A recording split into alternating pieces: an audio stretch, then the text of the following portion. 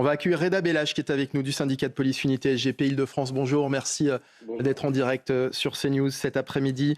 Vous étiez sur notre plateau notamment vendredi. Depuis le week-end a été chaud, Reda Bellach. Et pourtant, on le disait tout à l'heure avec Gauthier Lebret, l'exécutif nous dit que les choses se calment.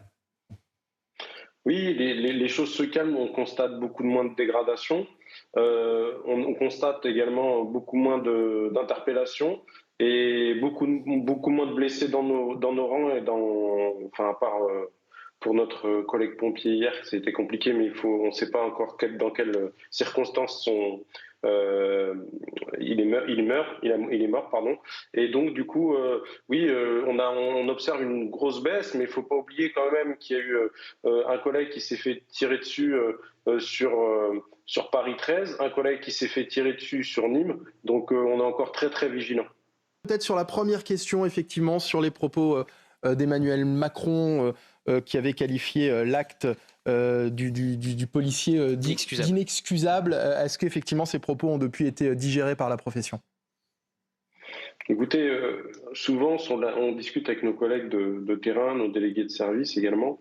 Les mots de l'ancien ministre de l'Intérieur sur le délit de faciès et la prise de tête, je ne sais pas si vous vous souvenez de la technique police, plus quelques mois plus tard, les propos du président de la République sur les violences policières et ce qui s'est passé mardi, tous ces mots, tous ces gestes, on les oublie jamais, ils restent tout le temps là.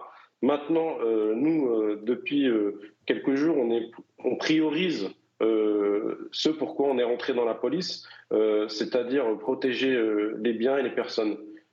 On imagine que certains ont déjà été relâchés, évidemment. Oui, alors vous connaissez, on en a parlé sur votre plateau, la législation par rapport aux mineurs. Donc ça, c'est un problème. Donc il va falloir qu'on trouve une solution par rapport à ça. Parce que même si ça représente entre 30 et 50% des émeutiers, ça reste quand même des jeunes qui ont tiré, qui ont essayé de tuer des policiers, des gens qui ont pillé, des gens qui ont brûlé des mairies. Donc il va falloir vraiment trouver une solution pénale de gestion pour écarter le temps. Au moins quelques temps, qu'il y ait une répression, qu'il y ait un message qui soit envoyé à ces jeunes-là. Que se passe-t-il concrètement lorsque ces mineurs sont interpellés ? Écoutez, donc si jamais ils sont placés en garde à vue, la famille est avisée. Vous avez une procédure. On est un État de droit. Il y a un avocat. Il y a lorsque les parents ils se déplacent également, les auditions, tout est respecté. Et puis après, vous faites votre avis parquet. Je me permets de revenir sur ce qu'a dit l'avocat sur la vitesse de la justice. C'est pas une critique, c'est un constat. Il y a un moment, il va falloir se passer les bonnes questions parce que nous, les policiers, ça fait une semaine qu'on est sur le terrain. Il faut savoir qu'on a décalé aussi les officiers de police judiciaire des services judiciaires de nuit pour donner un coup de main aux collègues de nuit. Ces mêmes collègues de jour qui ont été décalés ont dû traiter avec rapidité. Les procédures sont de plus en plus complexes à transmettre. Bien sûr, il faut respecter les droits, les mineurs, il faut filmer. Il y a beaucoup de choses qui sont faites. Et je suis obligé de le dire, c'est difficile à entendre qu'on nous dise « oui, mais bon, il y a un temps de… » Oui, je comprends, mais le problème, c'est qu'on ne peut pas à ce moment-là demander d'aller aux policiers, d'aller très très vite, d'interpeller, d'être carré, et puis derrière, tout va lentement. Donc, parce que nous, on a l'impression qu'on travaille des fois vraiment pour rien. On a beaucoup parlé de la CRS 8 qui est intervenue ces derniers jours et visiblement de façon efficace.